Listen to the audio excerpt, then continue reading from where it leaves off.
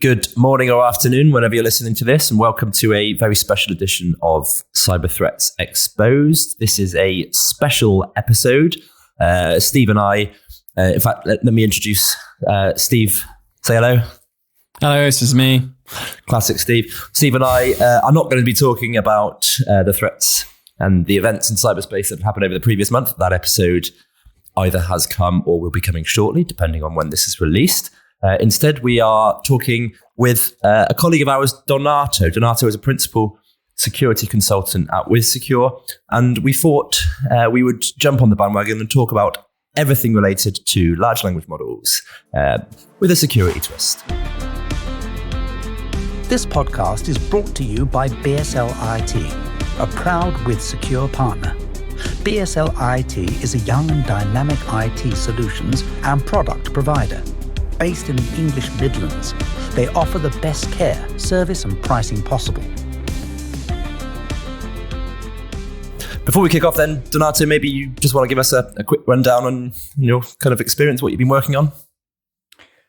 So I am a renegade software engineer. That's how I started. But the past 12 years, I've been spending a lot of time as a penetration tester and security researchers, mostly on offensive security, but also defensive jobs like purple teaming, for example.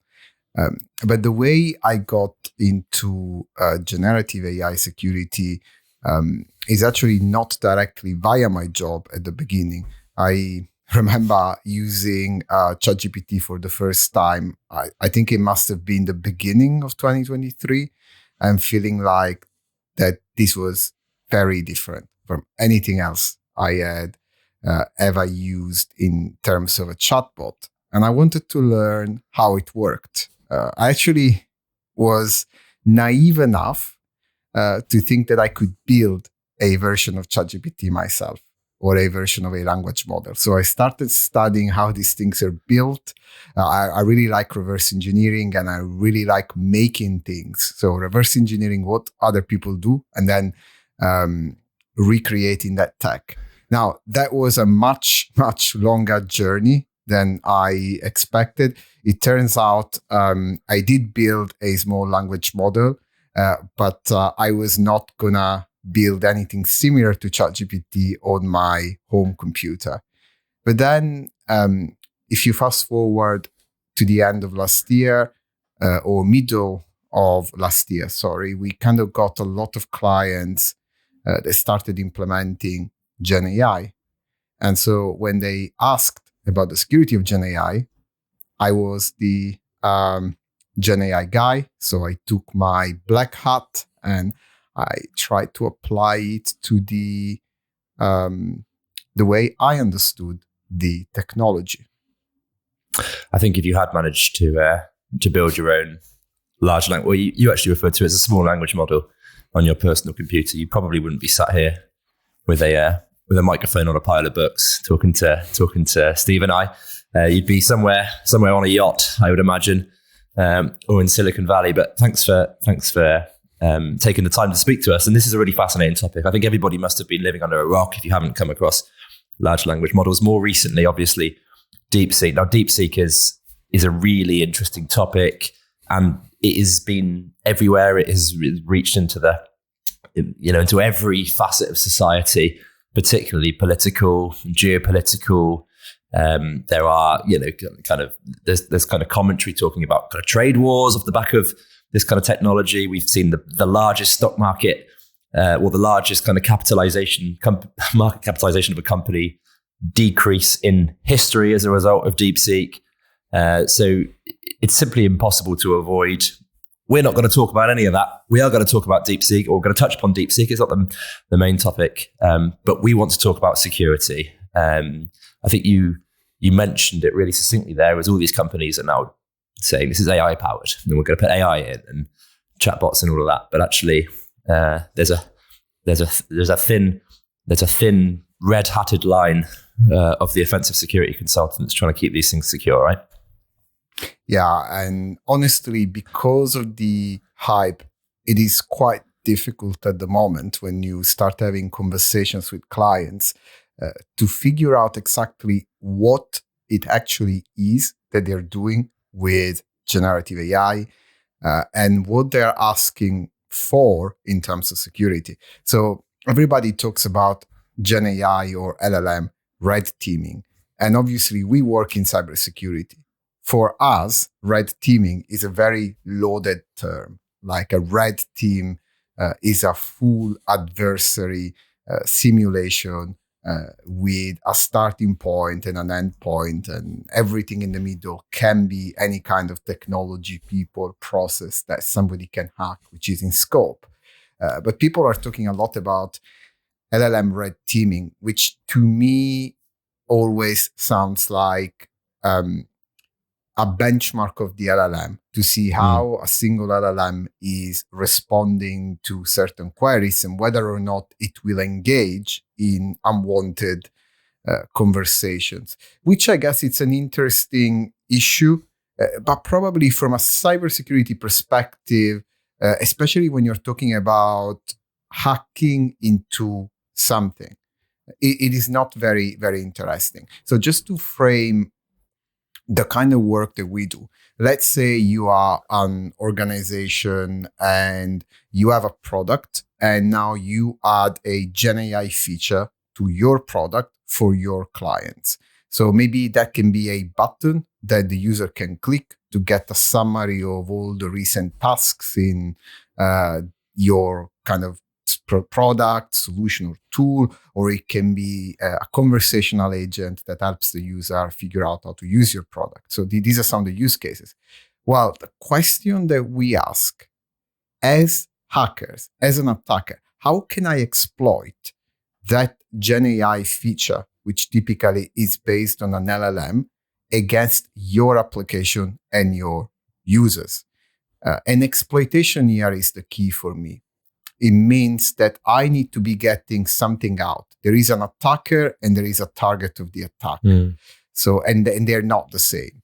So instead of me going to an LLM and making it tell me, how to make a bomb, which is the generic, jailbreaking. Oh, tell me how to make a bomb. And people go on LinkedIn and post all of these screenshots. I got ChatGPT to tell me the recipe for meth. I've just jailbroken it. The world is going to end and nothing will exist in the next 3 years because of this.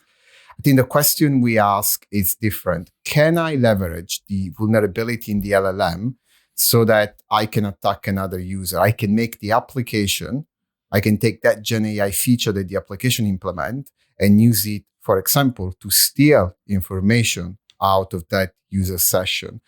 To perform a denial of service attack, to perform cross-site scripting, to perform social engineering. That's a great point. And I think it kind of speaks to the crux of why we're doing this, right? We are not, we're trying to focus on the traditional cyber risks, right? The risk to confidentiality, integrity, and availability of data in an organization, what a CISO should be worried about. And I think with that, my first question to you would be then, what would be, in your mind, the biggest misconceptions that potential CISOs or security officers in organizations have, if you could just kind of shake these people and shout at them, a couple of kind of facts around large language models and this, if you could dispel some of the incorrect hype, for example, what would that be? Well, I'm Italian, so shouting comes very natural to me. I have been observed shouting at clients. But so I would say, let me start with, I think the first barrier that we have whenever we sit with a CISO or with a project manager and we need to try and figure out what it is that they are building with Gen AI, the first hurdle is the language. They will tell you that they have trained a model. You say, we have our own model that's been trained on our own data. It's our custom little thing. There is a lot of value into this. And I think the first myth to dispel is that very few organizations have the power to train any model or even fine tune it. And there are very few use cases where it makes sense to build your own model. So the majority of what organizations do is to take an off-the-shelf model, be it OpenAI's ChatGPT, or Google's Gemini, Anthropic's Claude, or even an open source model like Meta's Llama or DeepSeek for what matters. So, and they are accessing this model as it is via an API, and they are prompting it. And as part of the prompts, they are doing these things that we call RAG, Retrieval Augmented Generation Pipelines. So they are basically giving the model some documents in the prompt, and they are asking the model to kind of give an answer based on those documents.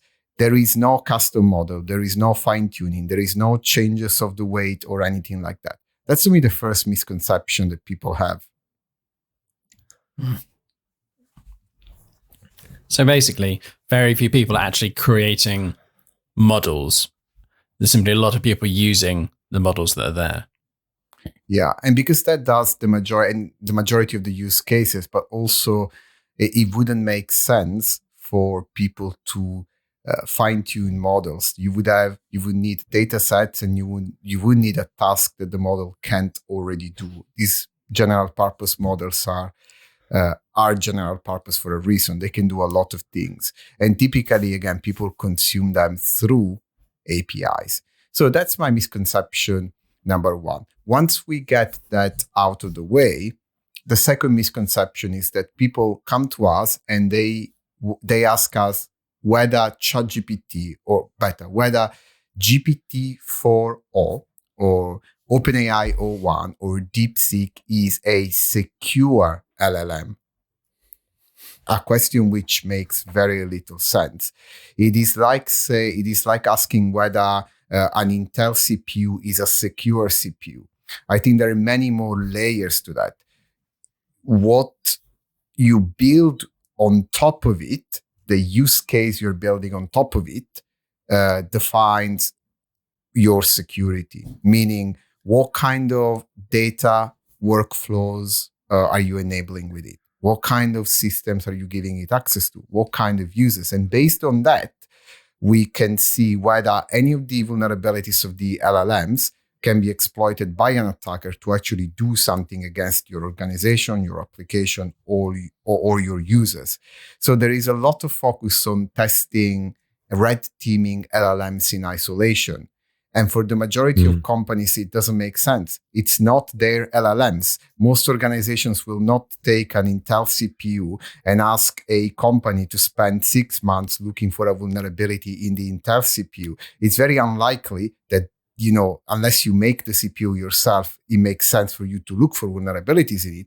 But also the presence or not of a vulnerability in a CPU tells you very little about whether or not you as an organization are going to be affected. You can't change that CPU.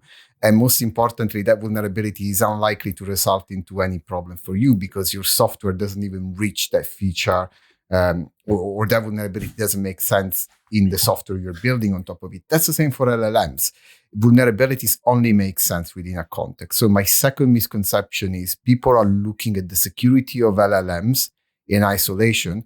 This doesn't make sense. You have to ask the security of the use case. What are the implications there? And how might you approach testing of these? So a traditional large language model based application versus a non-large language model based application. Does the kind of testing approach vary? So yes, I would say there are many commonalities. You would test for standard application vulnerabilities, and then you would test for the interaction between the LLM and the application, and how that interaction can allow the attacker to leverage classic application vulnerabilities. So for example, I know that I can do a prompt injection attack on any LLM. I can get the LLM to produce maybe HTML or JavaScript. Okay, so that the LLM can become an attacker. So via prompt injection or jailbreaking, a hacker can transform the LLM into a core attacker that produces output which contains something malicious. So what we try to do is exactly that. We try to see ways that an attacker could get the LLM to produce, again, say, some HTML, and whether the application that consumes that output is going to render that HTML, which would lead to classic attacks like HTML injection, cross-site scripting, so executing code in the user session or exfiltrating information. So a lot of what we do is looking at the cross between how the application handles the potentially malicious output of the LLM and how does it render it or what it does with it. So I'll give you another example. We are hearing a lot in 2025 about agents. So you use an LLM to make decisions about what to do, which basically means you give the LLM access to APIs. That's as simple as it is. So you tell the LLM there is an API called API 1, and it takes these parameters. If you want, you can call it. You tell me when you want to call it, how many times you want to call it, and which arguments. Now, an attacker can cause the LLM to then ask for a particular API to be called with any parameters that the attacker wants. So this is kind of referred to as agentic AI, I guess, which is the next phase in the kind of evolution and penetration of artificial intelligence, I guess. So if people want to do their own reading around that, this is what you're referring to there. And this is the big promise, by the way. Yeah. So you are not going to have any real advancements until you get agentic workflows, until you can task an AI system to do something, and that system figures out all the steps and actually goes and performs those steps, right? So that's a big promise there. And depending on your use case, that can be very, very bad from the security point of view. We did some work on browser agents back last year, where you give an LLM access to your browser window and you give it a function where it can read the content of any page. And then you give it literally a function to click anywhere on the page and to type anything in any field. And you call this iteratively. So you can give it a task, and then the LLM iteratively loads a page, decides where to click, what to input, reloads the page, looks at the output. And so it basically operates the browser on your behalf. What happens if you stumble on a page which contains a prompt injection attack? So one of the things we demonstrated is that we could send an email to a person, and once the LLM read our malicious email, it would stop doing whatever the user asked it to do, and it went into the user's mailbox to look for a secret and took that secret and emailed it back to the attacker. This was on GPT-4. This is not like a lousy little LLM. This was on a production style LLM, and you could get it to do this. How difficult was that then? What's the kind of barrier in terms of complexity to exploit this? I think it is actually much lower than people think by default. There are not as many guardrails there, especially for these agentic workflows at the moment. So I wouldn't say that it was particularly difficult to do. The silver lining until last year is that very few of these things ended up in production. So they were mostly experiments. Now people are trying to push these into production, and and obviously they put a lot of guardrails and safeguards around it to kind of limit the impact of the attacks. But there are still ways that you can ultimately get the LLM to do something on behalf of the attacker. I'll 1 second mention, for example, this year at Black Hat, somebody showed how they could send an email to a user, and that email would poison Copilot, which has got access to via the enterprise graph, has got access to everything the user has ever seen. And they could poison Copilot with a prompt injection attack to provide misleading information in a completely unrelated subsequent chat to the user. I think this is one of our kind of biggest concerns that Steve and I talk about on the main podcast quite a lot. And it's more the principle of there is this new kind of shiny technology that's coming out that's going to revolutionize and transform everything. Let's look back at Web3 and blockchain technology, for example, and everybody rushes to stand up all these applications and infrastructures without a second thought to security. And fortunately, there's pretty disastrous consequences there. And I think that this is going to be, again, 2025 is going to be the year where we're going to see some actual data breach where an attacker was able to exploit prompt injection in an agentic workflow to achieve something malicious, exfiltrating data or making a system do something that it shouldn't do. This is probably the year we're going to see this. So this is something that I've been, covering and writing about now and then, and talking about now and then, is how, obviously, I'm not talking so much about how LLMs are getting baked into everything, because that's kind of almost taken as a given now. As we said, it's the new shiny, and people are playing around with it. But there's lots and lots of news stories around, new methods of attacks, new types of prompt injections, things like this. And you've used the term jailbreaking and prompt injection separately. And I have seen those terms used separately. And I would like to ask an expert, i.e. you, what the difference between them is when they're being used properly. What is a prompt injection? Why is it different to a jailbreak?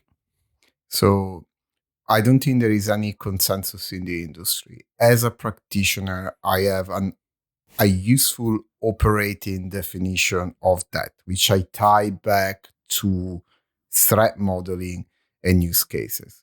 So a jailbreak is a language pattern that's going to disalign an aligned LLM. So you have GPT-4. It has been trained by OpenAI not to engage in certain types of conversations, such as things that could be dangerous or racist, hateful, or anything that's unwanted by the maker of the model. And you find any language pattern where the LLM is going to engage in that conversation. So just to interrupt there, I think this is something that's been thrust into the fore recently with DeepSeek, right? And the censorship around things like Tiananmen Square and stuff. And I think this is kind of all of a sudden become a really interesting topic for people. Certainly now there's been such a disruptive, but ultimately heavily censored Chinese origin model. Absolutely. But that's the alignment. So you train a model, you try to align that model so that it doesn't engage in conversations you don't want. So how to make a bomb, the model tells you, sorry, I'm not going to tell you how to make a bomb. So a method of jailbreaking it is asking how to make a bomb, but you spell bomb using ASCII art. Now, all of a sudden, you get the response. Or write me a piece of ransomware that I can use in this particular attack. So that's an unwanted behavior. OpenAI doesn't want that to be possible with the model. They try to align the model so that it doesn't do that. A jailbreak is any language pattern which is going to break that alignment. And it doesn't have to be a conversational language pattern. The way that we find jailbreaks nowadays is for models that are very heavily aligned is by using, by exploring the embedding space. So we would come up with a random sequence of tokens, typically 25 tokens that we tuck at the end. And then we keep iterating, almost brute force. It's similar to brute forcing a password if you think about it. And we do perturbations of this until the model gets into a state where it's going to give us it's going to engage in the conversation we don't want. So this is jailbreaking. Simply, you're prompting a model, typically a conversational agent, a conversational model, and you're getting it to engage in a conversation the maker of the model do not want.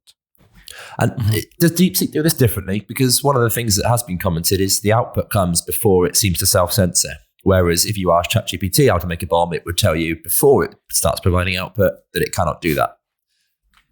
No, DeepSeek has been trained exactly with the same methods. I think the way this has been reported is perhaps not great. So in the chain of thought, so obviously when you say DeepSeek, there is a regular DeepSeek model and there is a thinking model in the same way that you have GPT-4 and O1. They are aligned with reinforcement learning from human feedback, which is a standard techniques, and I don't think it's considerably different. Obviously, the external behavior will vary a little bit, but it will reply pretty similarly if that thing was in the alignment. The difference with R1, DeepSeek R1, is that you can see the chain of thought, whereas OpenAI with their O1 models hide a lot of that chain of thought. So it's possible that when you ask O1 to engage in an unwanted conversation, some bits of the chain of thought that they're not showing you, maybe, think about that and disclose some information. But I don't think it's been trained different in terms. I mean, the techniques are the same. The data sets will be different. But that's jailbreaking. Now, prompt injection is when you, as an attacker, you are not prompting the model directly. There is an application, a GenAI use case, that is prompting the model on behalf of the user. So if I talk to a model and I say something, I am giving the model directly instructions and prompting it. But if I am in Outlook, I have an email and I have a button that says summarize this email. I am not prompting the LLM, but when I click that button in the background, the application is prompting the LLM. It's literally writing a prompt where it says, summarize this email, and then it copies and pastes that email inside the prompt in a similar way as you could have like a SQL query or something like that. So the difference with prompt injection is that you, as an attacker, you are not prompting the model, you are providing a document, and something else is prompting that model, including your document as part of the prompt, and typically asking the LLM to, summarize these or answer a question on these. And you're injecting in the prompt because your document has instructions and the model follows the instructions in your document instead of the original instructions. Very similar as a concept to SQL injection. The difficulty is that the LLM really struggles understanding what's data versus what's an instruction. So it's the prompt injection is because you are injecting something into the prompt that's kind of already there. So Donato, you might not know, but Steve and I have a really strict rule in this podcast is that we will not use it for marketing or advertising. We just want to talk about cybersecurity and the threats and the risks and what you can do. And the listeners may not know that, Donato, you are the brains behind a tool called Spiky that has been released. Now, if this tool was commercialized in any way or paid for service, then we wouldn't be mentioning it because it would be in contradiction of our rule. However, you have released it totally free. It's an open source tool. Maybe you want to explain a bit more about it? Oh, absolutely. Spiky with two E's, so instead of a Y, so spiky.ai. This is basically a collection of a lot of the scripts that we put together in the past year as we were pen testing applications that contained Gen AI features. So not just chatbots, but like any kind of LLM-based features. And it came from the frustration, again, that everybody seems to be talking about jailbreaking, how to make a bomb, write a piece of malware. But what we wanted to do was a tool that captured the cybersecurity risks, data exfiltration, cross-site scripting, taking over some agentic workflows. So basically, Spiky, what allows people to do you have a certain use case. Remember at the beginning, I said everything depends on the use case. You have a use case and you can generate a data set very simply, which is tailored to that use case, which is going to contain different types of prompt injections and outcomes. And that entire data set, you can inspect it, you can customize it, and then you can run it against that particular application.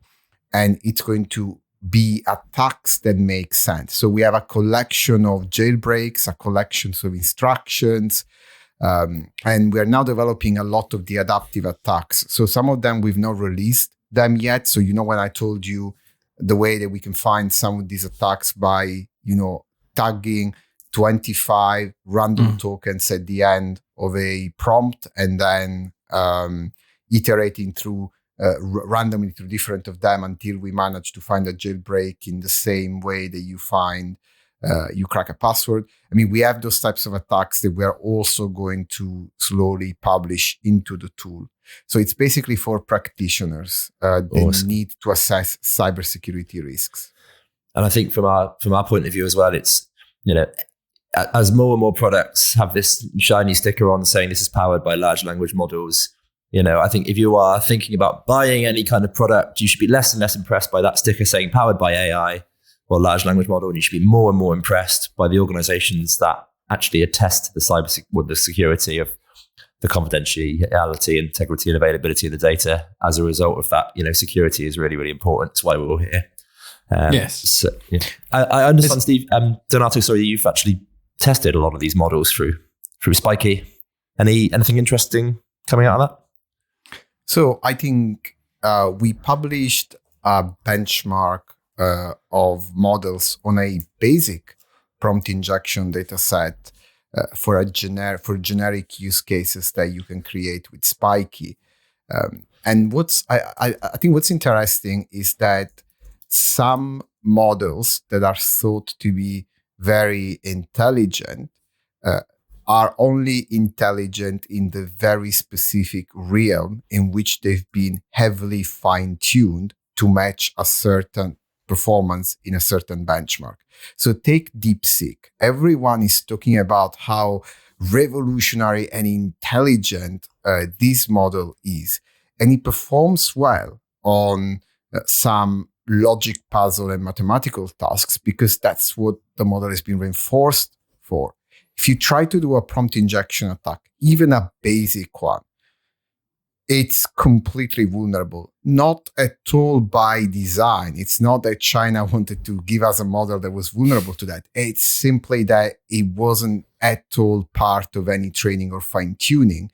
And because it wasn't part of their training and of their threat model, you have, if you built an application, an LLM application around DeepSeek, so you're not just using it, okay, this is a mathematical problem, find me a solution, but you are trying to build an agentic workflow or something more of an LLM application, it would perform really bad. I mean, it was at the bottom. Like we tested, 20 odd models, pretty much anything that people actually use out there. DeepSeek came to the end of it. And Claude from Anthropic, which we know they've invested a lot of money into aligning the models and into the safety of the models. I mean, it really shows. I mean, we're not associated with Anthropic, but just if you look at that, the model that does very well when it comes to not falling for prompt injection attacks. So these are some of the things that you can get away from that. The reasoning, especially the reasoning models, the reasoning doesn't stretch beyond what the model has been specifically fine-tuned for. And then that's probably one of the things that, I want people, not just about the security, but I want people to kind of understand whenever you hear CEOs of AI companies say that they now have a model with PhD level reasoning abilities, you should really question that. So they say that O1 has got these incredible reasoning abilities. I claim instead that it does very well at the benchmarks on which it's been fine-tuned for, and thus any problem you have that's within that type of closed benchmark, the reasoning patterns it's learned, it can apply. But if it were really PhD level reasoning, imagine that O1 has been exposed to anything that was ever written and digitalized on any subject in the world. So if you take any person, any PhD student that's got 0.00001% of that knowledge across two subjects, and you give them 3 years, they're going to publish research with something novel that contributes towards, proper evolution of knowledge. However, somehow this O1 model that's got PhD reasoning and access to all the information that's ever been digitalized in the world hasn't been able to give me a cure for cancer yet. Doesn't look like it's going to do that. So is it really reasoning? Or is it extrapolating and applying patterns, which is very useful, but not the same as human reasoning, not a replacement? Because that kind of, you train something and it is very good at exactly what you train it to do, but not anything else. That's very kind of machine learning-y. That, you train your model and you end up with something that's really, really good at those specific bits of data or forms that you've trained it to. And over the last, year, 2 years, I have kind of moved from the perception that LLMs are simply machine learning with a new kind of job title to that they are something else. But how much does that kind of old-fashioned view of them as machine learning still apply? I think at the foundation, they are still big black boxes that predict the next token. I think what's changed is that the architecture allows us to train these next token predictors at scales that would have been impossible before. So that's one of the things, the scale. Again, think of trillions of documents that the model is learning the patterns from. And then the second difference, and I think this is key. Typically, the way you used machine learning for predicting, you trained a model on a specific task. So you want to know whether an email is spam or not. So you would take this big black box, you would feed an email in, and you would have two output nodes. One that says, yes, it's spam, and one that says, no, it is not spam. And so you would train the model to give you, to turn on the right output neuron. So it was a binary thing, or you could have 10 of those things, 10 categorization things. What changed with the LLM is instead of training it to do this, we are training it to produce language. And because language is very versatile, now you can prompt it with a task in natural language and it responds to you in natural language. So the interface to the model is different, and that's what makes it feel very different from before. It's the way you're interfacing with it. Your answer is a series of words that it generates rather than a binary yes, no, or a percentage of probability. It is still a probability, but it's hidden from you because you are now looking at words and at tokens. So it's logic gates rather than true reasoning. And I think this is another key point that we talk about quite a lot is it's not quite ready for, even with agentic AI, it's not quite ready to replace humans, for quite a lot of tasks that require reasoning, right? And I was going to say, I think the agentic AI thing is almost a step further away from being ready, from what Donato said of, you look at some of the more in-depth kind of vulnerabilities, and a lot of the vulnerabilities around like the studios and things for training LLMs. And they all seem to bring back the fact that not only are you dealing with the LLM and the, jailbreaking and prompt injection side of things, but also they're a software stack. There's all of the traditional vulnerabilities that you have in software, and then you put something complicated on top. And it seems with, people have leapt to agentic AI. It's like, oh yeah, we can totally get them to do this. And it's like adding an order of magnitude of complexity. And as we all know, that brings issues. This is my perception, obviously. And I'm, seeing what Donato has to say. What I will say on that, when we go and look at real world vulnerabilities, the high risk vulnerabilities at the moment are almost never in the LLM part itself. They end up being traditional vulnerabilities that maybe become worse because of the interaction with the LLM. In a minute, I'll tell you something we worked on 2 or 3 weeks ago. So one of our clients made a chatbot that the customers can use on their website to ask questions on their products. There is, in theory, nothing particularly confidential about this. However, we found out a traditional web application vulnerability where we could ask a question and change in the JSON request that goes to the server. I could change the ID of the user. So I could make it look like it wasn't me that was asking this question, but it was a different user that was asking this question to the chatbot. And so the system in the back end would add whatever question I was asking to the chat history of a different user.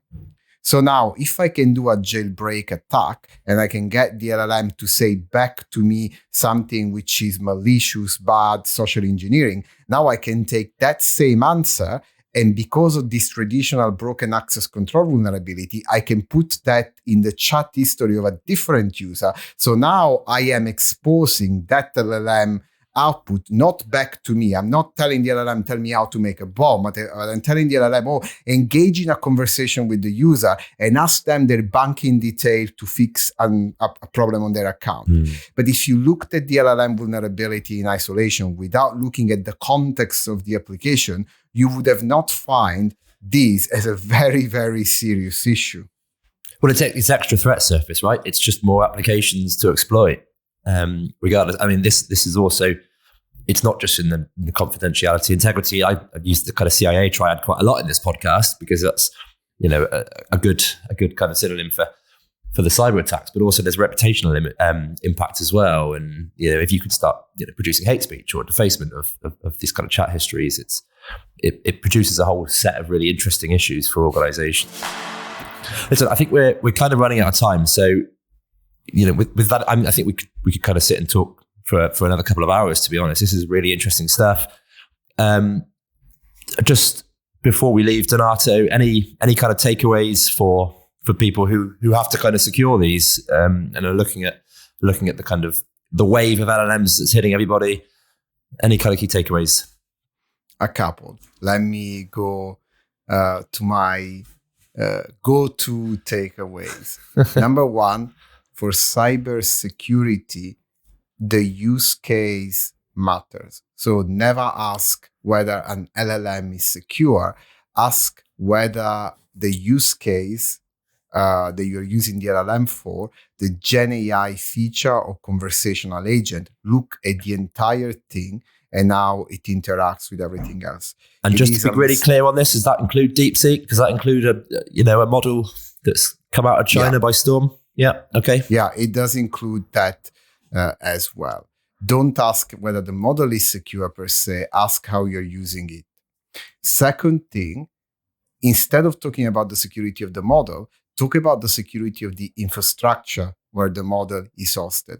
I don't have a problem with downloading DeepSeek and running it on one of my servers. It is literally a big mathematical formula and it is doing a computation.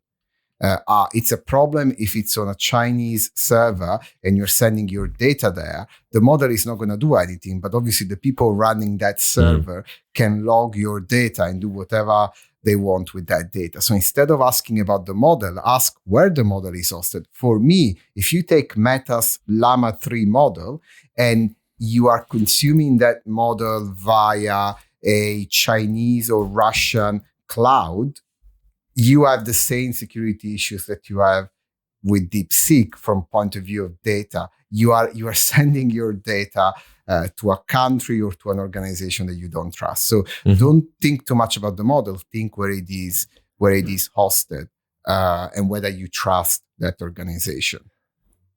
Yep. And it is still a traditional thing, isn't it? Like where are you sending your data? And I think that's the thing we've got to remember with LLMs is that we're just sending them a lot of data. So, Donato, thank you very much for your time. We've stolen you away from a very busy day. I think we've got to let you go now, but we really appreciate you coming on and talking about this with your expert's hat on. It's a beautiful hat, everybody. Donato's expert hat. Yes. And please check out Spikey, particularly if you're using large language models, think security. Yeah. Thank you Absolutely. very much for having me, guys. Bye-bye. Cheers. Thank you. And thank you to everybody for listening to us. As far as I know, we will be back again with some more news and monthly highlights, and I will work on my puns, not to make them better, but just to make them punnier. Thank you very much.